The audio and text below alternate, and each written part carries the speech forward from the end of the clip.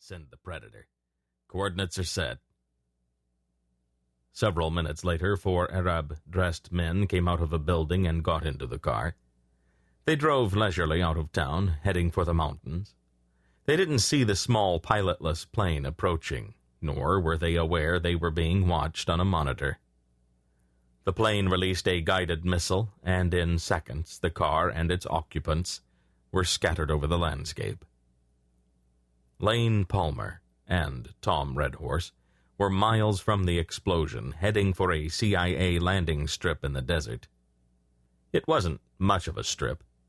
Even small planes couldn't land in the dip between 2 sand hills, but a helicopter could. It was a good location, hard to see except from the air. Dust boiled up behind the car as Lane whipped the steering wheel back and forth, avoiding rocks and holes. If it weren't for the seat belt, Tom's head would be bouncing off the ceiling now. He turned and glanced at Lane.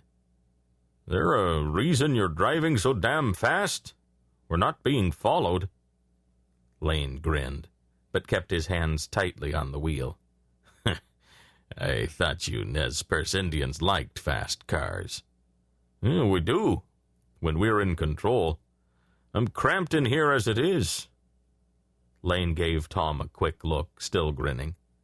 At 6'4" and 250 pounds, Redhorse did fit tightly in the small car.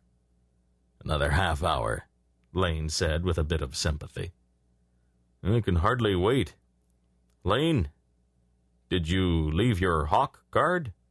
"A whole deck. They're probably scattered all around the wreckage." Tom chuckled.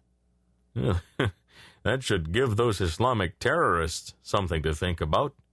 Hawk is back." "Over there, Tom." Lane nodded to his right. "I see the helicopter." He pulled to a stop beside a shed. 3 men stood in front.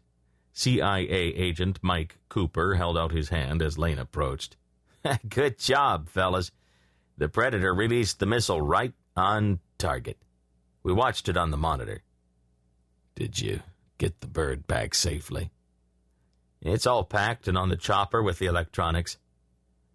"What do you want to do with my car?" A dark man in Arab garb said, "I will take it. There were no witnesses, so it should be safe to drive. I'll clean up here after you leave." Agent Cooper shook the Arab's hand. "Good luck, Hussein. Keep up your surveillance. We don't mind coming back if you locate any more big ones." Tom guffawed. "Speak for yourself, Mike. I never want to see this place again." "Come on, you two," Lane said. "Let's get the hell out of here. Our pilot's waiting." The 3 climbed aboard the chopper. Then the pilot slowly rose and headed for Egypt. Once on course, Tom leaned back and dozed. Lane looked below and watched the coastline of the Red Sea coming into view, and a little later, the coast of Ethiopia. The pilot turned north, and soon Lane saw the desert of the Sudan. Then came the green Nile Valley. As Tom slept, Agent Cooper studied him for quite some time, then realized Palmer was studying him. He said to Lane, "You two been together long?" "We were in the Rangers together." "And now you're with the FBI?" "That's right." "What's the FBI doing over here? Did the CIA call for assistance?"